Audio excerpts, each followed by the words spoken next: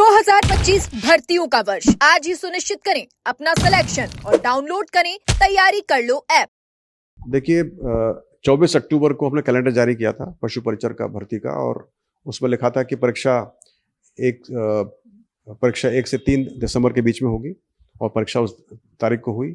और उसी कैलेंडर में हमने जारी भी की थी किस तारीख तक हम रिजल्ट निकाल देंगे, और वो तारीख थी 3 अप्रैल की। तो हमारा प्रयास है कि 3 अप्रैल तक उसका रिजल्ट निकाल दें। कनिष्ठ लेखा यानी जूनियर अकाउंटेंट, तो जैसे मैंने बताया आपको कि हम उसके बाद 2 बार इसका रिजल्ट जारी कर चुके हैं जूनियर अकाउंटेंट का, तो जो मुझे याद आ रहा है।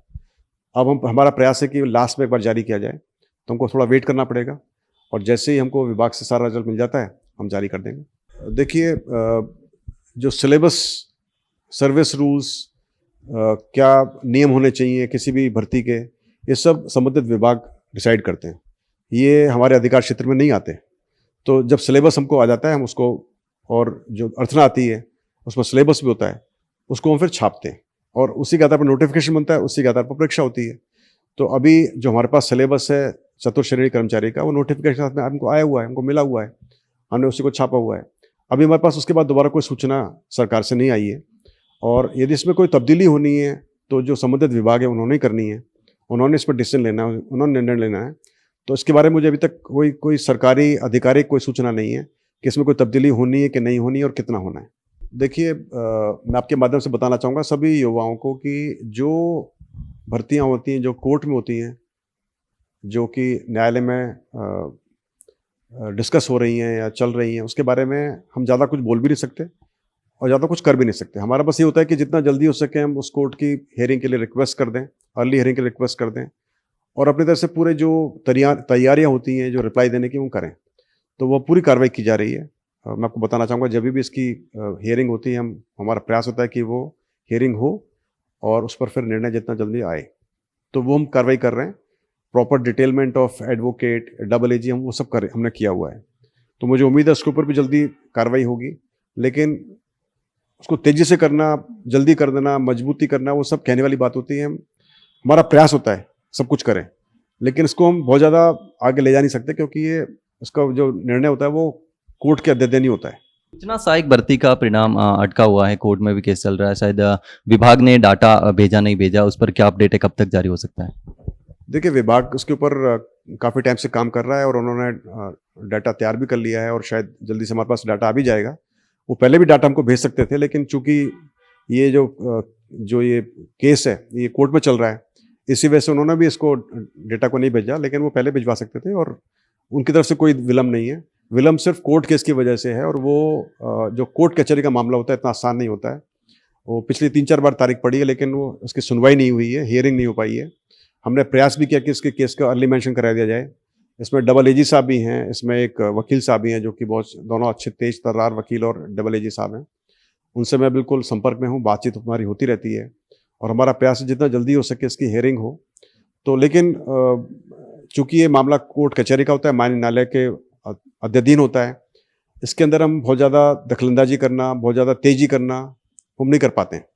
तो हमारा प्रयास है जितना जल्दी हो सके इसकी हियरिंग हो, और फिर जो भी माननीय न्यायालय का जो इसमें आदेश हो उसके आगे हम आगे बढ़ें। तो जैसे मैंने बताया कि हम प्रयास करें कि L1 का रिजल्ट जारी करें, PTI का रिजल्ट जारी करें, पशु परिचर का जारी करें। तो ये 3 तो हमारे पास बिल्कुल इमीडिएटली हम कर रहे हैं। L2 का जैसे मैंने बताया हम उसका वर्कआउट कर रहे हैं कि कितना उसका नंबर है एग्जैक्टली। तो ये 4 तो हम स्टेट में कर रहे हैं।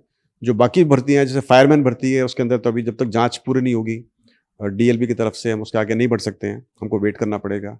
और जो बाकी दूसरी परीक्षाएं जैसे संगणक परीक्षा है, JRA परीक्षा है, इनके जो प्रोविजनल केसेज हैं उनको थोड़ा वेट करना पड़ेगा जब तक डेटा हमारे पास पूरा नहीं होता है। और हम बार बार रिजल्ट निकालना चाहते हैं, क्योंकि हमारे पास इतना तरीके नहीं, संसाधन नहीं कि बार बार रिजल्ट निकाल सकें, टुकड़ों में रिजल्ट निकालें।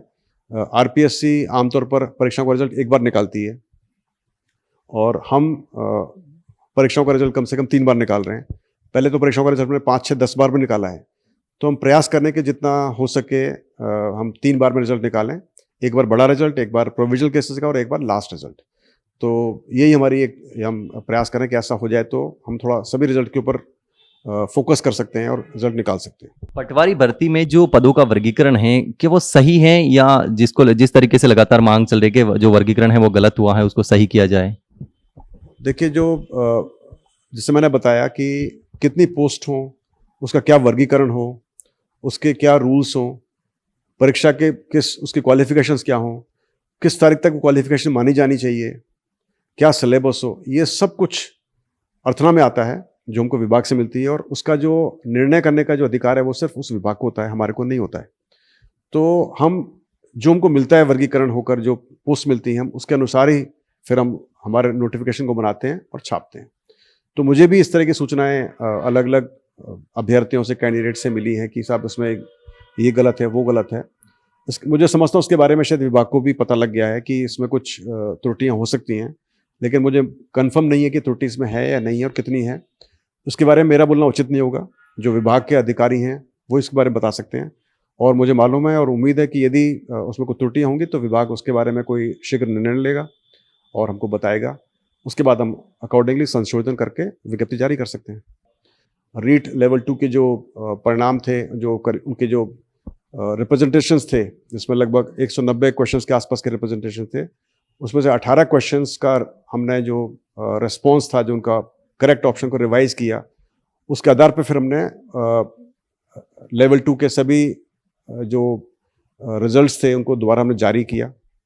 और अभी हम इस मुकाम पे खड़े हैं कि अभी हमको डिसाइड करना है कि क्या हम वन टाइम रिजल्ट जारी कर दें, डीवी कराएं या ना कराएं, या हम प्रयास करें कि जो कोर्ट में स्टे लगा हुआ है जो चयनित अभ्यर्थियों के सपोर्ट में, उसको हटने का वेट करें। तो कई सारे इसमें ऐसे सवाल हैं जिसके चलते थोड़ा सा विलम्ब हो रहा है, डिले हो रहा है, और मुझे लगता है थोड़ा वक्त और लगेगा। हमारा प्रयास है कि हम शीघ्र ही जो L2 के वन टाइम रिजल्ट को बना लें और फिर सरकार को उसके बारे में हम अवगत करा दें। उसके बाद में जो सरकार का निर्णय हो उसके आधार पर फिर हम आगे चलें। तो मुझे उम्मीद है कि जो अभ्यर्थी जो चयन होने वाले हैं रिजर्व रिजल्ट के बाद, थोड़ा सा धैर्य रखेंगे